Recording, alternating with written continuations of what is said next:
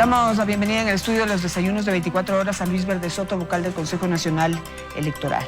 Luis, buenos días y bienvenido. Gracias, Mira. Bueno, se acerca ya la recta final, si se le puede llamar así. Estamos con el tiempo justo para poder pasar los cambios al Código de la Democracia y que puedan ser considerados para las próximas elecciones. Ya en la Asamblea han dicho que tienen mucho trabajo y que tal vez no alcancen a analizar cómo se necesita algunas de esas propuestas. ¿Podemos hablar de cuáles son las principales propuestas que se necesitan cambiar en el Código?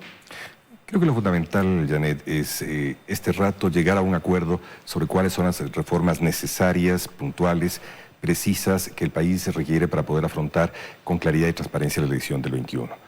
A mi criterio, en este momento, buscando puntos compartidos entre todos los miembros de la Asamblea, creo que lo fundamental estaría en dos aspectos. El primer aspecto, el relativo a la restitución del sistema proporcional en el Ecuador, y el segundo, el relativo al financiamiento electoral en el país. Creo que estos dos aspectos son básicos para poder elaborar elementos comunes, compartidos por todos nosotros y que permitan a los ecuatorianos y obviamente a quienes van a tomar la decisión entender que ese es un proceso en el que van a conseguir ganancias las dos partes. El punto que más resistencia ha causado en la Asamblea Nacional, que es en donde se tienen que procesar estas reformas, es el tema del cambio del método de asignación de escaños. ¿Cuál es la propuesta en ese sentido y qué es lo que por qué les afectaría? ¿Por qué no quieren abordar ya el tema? Bueno, yo diría, primero pongamos el tema en su situación real. Son tres elementos que están juntos: el método de asignación de escaños, el tema de la unificación del voto en este rato disperso en el país y el tema de las circunscripciones. ¿Cuáles son los temas que afectan o afectarían o creerían que afectan a los intereses de algunos partidos, particularmente los más grandes? Sería el tema de la reconstitución del sistema o de las circunscripciones electorales. El tema es este: nuestra Constitución nos ordena que debamos tener un sistema de asignación proporcional. ¿Qué significa? No es un sistema de asignación porcentual, significa que haya proporciones de mayorías y minorías, que el gobierno que surja de las elecciones esté conformada por una dinámica entre mayorías y minorías, que la gobernabilidad se forme a partir de la relación de mayorías y minorías. Para que haya un sistema proporcional, es decir, que incluya minorías, tú tienes que tener circunscripciones con más de 6 miembros o autoridades que se elijan. Esto es conseguible solamente en algunas provincias del Ecuador, no en todas. Sería inaudito tratar de pensar que vamos a agregar provincias. Lo importante es de que en las provincias en que se pueda agregar más de 6, me refiero a Manabí, Pichincha y Guayas básicamente, y donde hay ciudades grandes que pueden tener más de 6 autoridades, se pueda restituir las circunscripciones y pueda funcionar un sistema de asignación de mayorías y minorías. El segundo elemento es el de que se debe necesariamente restituir la unidad del voto. Tu voto no es único. Este dato está fraccionado en tantas fracciones cuantas autoridades eliges en la circunscripción en la que participes. Lo que debemos hacer ahora es volver a tener un voto único, porque lo que ocurre es que los ecuatorianos desperdiciamos un 25% de nuestro voto. 25% de ecuatorianos vota de modo disperso, que en términos matemáticos permite que se multiplique, se pondere, crezca el voto de quienes votan por lista. Esto también es necesario restituir, porque lo que tenemos que necesidad es de que todos los ecuatorianos valgamos exactamente lo mismo, tu voto y mi voto. Pero para eso entonces habría que limitar, digamos, hoy uno puede votar por personas o por partidos o por listas, entonces ¿se limitaría el voto por listas? Así es. Debería limitarse el voto por listas, abriendo una posibilidad, si los legisladores así lo deciden, de que hay un voto preferente por una persona dentro de esa lista. Si tú votas por el partido X, puedes votar también con una preferencia dentro de esa lista a la cual votas. Pero ya no de modo disperso en que tú podías o puedes en este momento dispersar tu voto entre varias listas. Y el tercero es la fórmula de asignación. La fórmula de asignación existe, cada fórmula tiene una modalidad de proporcionar la cantidad o realizar la proporción entre la mayoría y la minoría. Uno es el sistema DONT, otros son los otros sistemas. En este caso estamos planteando que el sistema Webster, que ha tenido éxito en el país en la asignación de votos en las autoridades de legisladores nacionales, pueda ser expandido hacia todo el conjunto de autoridades. Entonces son tres cosas que están juntos. Para que haya sistema proporcional necesitamos que haya circunscripciones grandes, sin afectar el resto que son circunscripciones pequeñas. Segundo, se precisa de que se restituya el sistema en torno a un partido. Y tercero, que se deba tener un sistema mucho más abierto que el que existe actualmente, que sería el sistema Webster. Pero si se instaura, se reinstaura el sistema Webster, digamos, ¿cuál es el problema para los partidos? Porque lo que están viendo ahora es que, obviamente, al darle oportunidad a las minorías para que puedan ocupar un espacio en la Asamblea Nacional, perderían, de alguna manera, el número asambleístas que hoy logran tener. O sea, tú tienes, obviamente, estás confrontando una medida de reforma que tiene partidos grandes y partidos chicos, y que lo que se instituyó en los últimos años en el país es un sistema para que un solo partido acaparase toda la preferencia electoral, ¿no es verdad? En este caso se trata de que los partidos más grandes lo logren hacer. La ganancia de ellos no solamente es perder, si cabes tú, 1 o 2 curules a cambio de ganar una fórmula de gobierno en el que las minorías sean incorporadas. Y los partidos pequeños, obviamente, la de intervenir en una forma de gobernabilidad en la que no se marque por la exclusión o por solamente representar a las provincias chicas. Es el caso de lo que existe actualmente. Los partidos más pequeños representan generalmente las provincias chicas, pero no tienen acceso a las curules en las provincias más grandes. Entonces es una ganancia que tienen que las dos partes verse, no solamente en términos del corto plazo, sino también el mediano plazo. Una gobernabilidad más abierta, a partir de tener un diálogo mayorías y minorías, y una posibilidad de las minorías de salir de las cápsulas pequeñas provinciales y tratar de formar parte del concierto nacional. Ahora las minorías solamente forman parte del sistema de autoridades nacionales de Congreso. Es allí donde pueden entrar. Lo que está viendo es la posibilidad de que las dos partes puedan entender que esto es así. Pero ¿cómo funcionaba esto antes, Luis? Porque no es nuevo. Digamos, ya cambiamos del Webster al de Hunt y otra vez vamos de Hunt a Webster, porque en algún momento también el sistema de Webster no funcionaba, porque, digamos, estos partidos pequeños que pueden meter 1 o 2 asambleístas, después se convierten en el voto dirimente, el que vende el voto. Muchos venden el voto y muchos pueden entrar en estas dinámicas, ¿no es cierto? Yo creo que eso no se origina en las elecciones. Los orígenes de esos problemas tiene Ecuador. Primero en 1997, recuerda tú que ahí votamos en un interno por dar una entrada a los independientes, se votó por un sistema de listas o entre listas. Y la interpretación que se hizo no era un sistema mixto, donde hay una parte mayoritaria y una parte proporcional, sino que la interpretación que se hizo es de que tú podías romper tu voto en fracciones y que podías dispersarlo. Esto no se ha cambiado, no se cambió durante todo el gobierno de país y la Revolución Ciudadana, porque era un sistema que le convenía a la formación de un partido hegemónico único. ¿Por qué? Porque a esto se acompañó con otra medida que no está siendo tratada, que no puede ser tratada ahora, que es la de la reforma constitucional, en la que se facilita que tú puedas tener partidos y movimientos provinciales, cantonales, parroquiales, que es lo que ha dado lugar a que haya 200 o casi 280 formaciones políticas. Esto estaba junto, aparte de una sola fórmula con un grado de perversión muy alto. Recuerda tú también que en este mismo periodo se vio la necesidad de hacer provincias justamente en el límite en el cual ya no funciona un sistema proporcional. Ahí se bajó el tamaño de las circunscripciones a justamente 5 y 6. En el Código de la Democracia hecho durante la Revolución Ciudadana. Entonces, estos 3 elementos son los que han juntado, los que han permitido el que tengamos esta situación compleja este rato. No es necesariamente el problema de la fórmula. La fórmula finalmente viene cuando tú tienes capacidad de tener un sistema de proporciones. Si no tienes capacidad de tener un sistema de proporciones, por la circunscripción está lo mismo la fórmula. Hay fórmulas más concentradoras, menos concentradoras. Evidentemente, Webster es concentrador, es menos concentrador de lo que puede ser D'Hondt.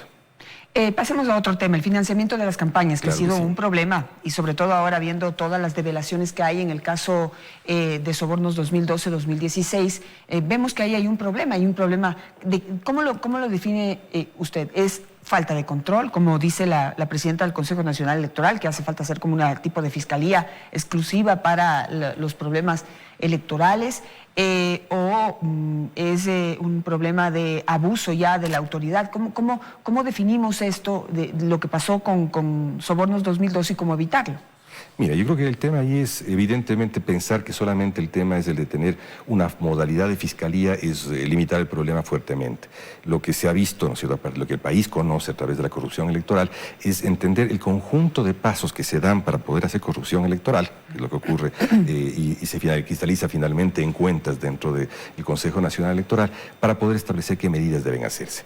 Evidentemente, el tema de la fiscalía es un tema que ya fue tratado hace tiempo. Me alegro que la presidenta ahora quiera retomarlo. Esto nació de un informe sobre dinero ilícito que hice hace varios meses y en el cual se llegó a un acuerdo con la fiscalía para crear un fiscal electoral. Esa fue una propuesta de la fiscalía que está allí. Hay un convenio que tiene que ser firmado y que está esperando varios meses a que se firme. Lo fundamental acá son varias medidas. El primer nivel en el cual el financiamiento electoral incurre en un error y una distorsión, y este es un nivel muy fuerte, es en el gasto público en el momento electoral. Todos conocemos lo que ocurrieron en las 500 sabatinas, todos conocemos lo que pasó en el conjunto del país. Es necesario que pongamos regulaciones a los gastos de representación y de comunicación de todos los niveles de gobierno el año anterior al inicio de campaña. ¿Cómo lo haces? Limitándolo con relación al anteaño. Dicho rápidamente, el 2019 tener una limitación en el 2018, mes a mes. Si en febrero gastaste, en el 18 gastaste tanto, en febrero del 2019 lo mismo. Esto en ese caso, pero hay muchísimos casos que surgieron de la misma naturaleza del gasto electoral irregular. El segundo es el de financiamiento en especies. Muchas veces en el financiamiento en especies se blanquea el dinero ilícito y entra, sea como donación partidaria o de otra modalidad, dentro del financiamiento electoral. Un tercer elemento es el de la bancarización del gasto. Cuando tú bancarizas todo el gasto y bajas la donación en especies, tú logras que puedas encontrar dónde se encuentra el dinero sin respaldo. Mi investigación que hizo mi consejería con apoyo del ingeniero Pita, fue encontrar todos los casos en los cuales no existe respaldo financiero o en servicio de rentas por parte de donantes. Para eso hay que bancarizar el gasto. Luego de eso tú necesitas dar un tiempo a que ese gasto tenga que ser ratificado. En varios países de América Latina existen plazos de entre 3 días y 30 días. En el caso ecuatoriano tenemos abierta esta posibilidad. Cuando tú tienes una posibilidad de notificar el gasto entre 3 y 30 días, tú puedes controlar ese gasto porque estás hablando de precios de mercado, etcétera, ¿no es cierto? Luego de eso tú tienes la necesidad de que ese gasto entre al control financiero en línea. El tema no es el tema de que el gasto sea traído a través de un sistema informático, eso es lo objetivo. Lo sustantivo es que a través de eso tú estableces un catálogo electoral donde ves qué es lo permitido y qué no es lo permitido. Y tú puedes, junto con los partidos, catálogo que hay que definir con los partidos, puedes hacer lo básico de la política ecuatoriana. Hay que bajar el costo de la política ecuatoriana. Luego de eso tú tienes un siguiente paso, ¿no es cierto?, que es el control de la donación. ¿Cómo controlas la donación? La donación tienes que controlarla a través de donaciones mientras se realiza la carrera de caballos. Cuando tú tienes apostadores al final de la carrera de caballos, tú lo que tienes son concursos de presiones posteriores.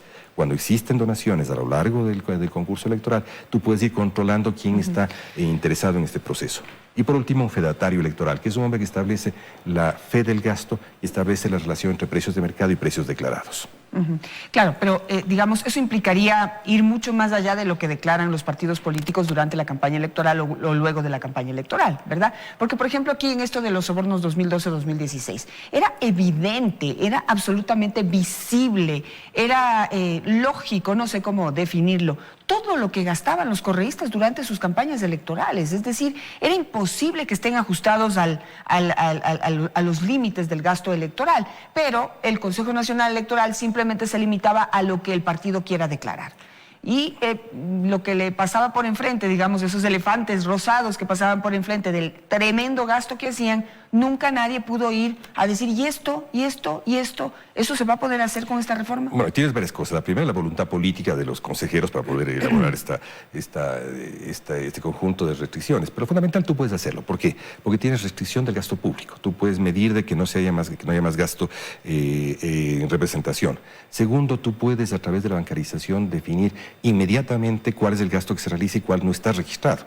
Si tienes una concentración que no registra un gasto, tú puedes interpelar al partido y decirle, hace 3 días tú hice una concentración. Tercero, vas a ver cuánto gasta. Dice que gastaste en esa camiseta $3 cuando el precio de mercado es 7. Tiene fedatario y tiene la posibilidad de establecer. Luego tú hiciste esta actividad que no está programada en el conjunto de actividades. Esta actividad no es realizable, consiguientemente no debe darse. Y consiguientemente es un acto ya de delito electoral. Todo esto es lo que permite este sistema que arranca bajando el nivel de donaciones en especie. Porque lo que tú planteas adicionalmente es de que en buena cantidad de casos se dijo, no, esta es una donación que hace mi partido a mi campaña.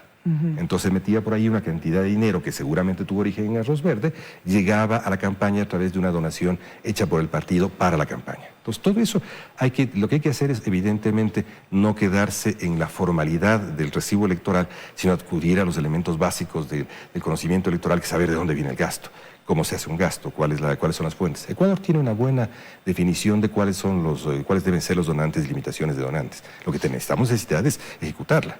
en la investigación que nos ha permitido hacer esta metodología y que su informe que está ya presente, que la tiene el Congreso y que la Comisión de Fiscalización del Congreso entiendo que se ha inspirado para hacer esto, la determinación del informe Conocer el Pleno, en ella establecemos una serie de elementos de metodología. Por ejemplo, tienes que tener siempre que toda nación tiene que tener un respaldo. Tú no puedes tener donantes que cuando vas a ver sus cuentas en el servicio de rentas no tienen capacidad económica o están vinculados a empresas que no tienen respaldo y capacidad financiera o que ya no son empresas activas o que son empresas que al cabo de un rato dejan de existir o permanecen e ingresan a ilícitos. Tú tienes que tener claro, y por ejemplo en el caso de Arroz Verde es extremadamente visible que tú tienes empresas con nombres y apellidos determinados que están vinculados a un fenómeno de corrupción tan grande como es el caso de Arroz Verde. Es un caso de corrupción electoral.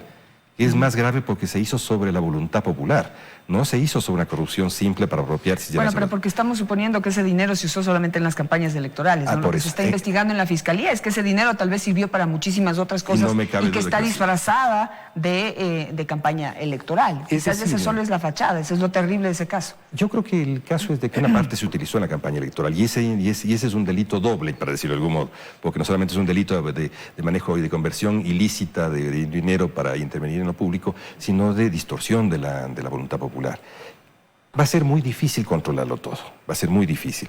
Si el hecho del sujeto que camine con una bolsita de papel con $50.000 y te lo entregue en una calle, va a ser difícil de controlar. Pero todos estos otros pasos tenemos que controlarlos. El país espera que se controle aquello y que los legisladores acepten que se puede controlar. ¿Cómo está el tema de que se iba a promover que las personas que finalmente se candidatizan, es decir, que aparecen como candidatos, sean personas que trabajan dentro de los partidos políticos, que están interesados en política, que trabajan con las comunidades, con los distintos grupos sociales, es decir, que tienen un trabajo político serio y que pueden entrar con la conciencia de lo que es ser elegidos y de quienes representan, y que no nos dediquemos simplemente a última hora a elegir a caras visibles o a personas famosas, es decir, a dañar de esa manera la política? Mira, este es uno de los elementos que propuse en la propuesta original, ¿no es cierto?, que yo le he dejado para que sea trabajado con más tranquilidad a partir del año 21. Pero que es obvio que se necesita evitar los cambios de camisetas, se necesita la comercialización de candidaturas, y la fórmula para hacerlo es de que la gente debe tener un periodo previo para poder participar en una militancia de un partido, para poder ser candidatizado por ese partido. Hay que tener ciertas excepciones, y las excepciones vienen dadas por las organizaciones sociales. Hay organizaciones sociales que pueden adherir a una candidatura y que podrían estar interesadas en una participación inmediata. Hay que establecerlo bien, está prevista en la reforma, pero yo creo que este momento no es el momento más adecuado. Pongamos el énfasis sobre estos dos puntos, la proporcionalidad y el financiamiento. Y ahora, ¿y qué hacemos si la Asamblea dice que no va a tener tiempo para analizar tan importantes y profundos aspectos? Yo creo que habrá que volver sobre la voluntad política que exista en el Consejo Nacional Electoral, que por lo pronto no ha existido, para poder ver cuáles son los resquicios reglamentarios que quedan. Existen resquicios parlamentarios que pueden quedar, pero que tienen, a mi criterio, la mayor fuerza cuando surgen de un parlamento que asume su rol nacional. Es esto lo que tenemos que hacer. Perfecto. Luis, muchísimas gracias por estar esta mañana con nosotros.